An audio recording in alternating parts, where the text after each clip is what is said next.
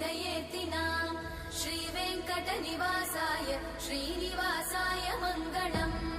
लक्ष्मी सविभ्रमालोकसुभ्रूविभ्रमचक्षुषे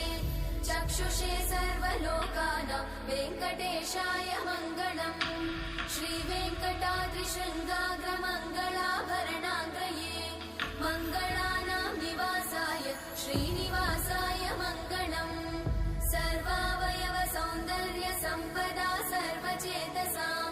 सदा सम्मोहनायास्तु वेङ्कटेशाय मङ्गलम् नित्याय निरवध्याय सत्यानन्दचिदात्मने सर्वान्तरात्मने श्रीमद् वेङ्कटेशाय मङ्गलम् स्वतः सर्वविदे सर्वशक्तये सर्वशेषिने सुलभाय सुशीलाय वेङ्कटेशाय मङ्गलम्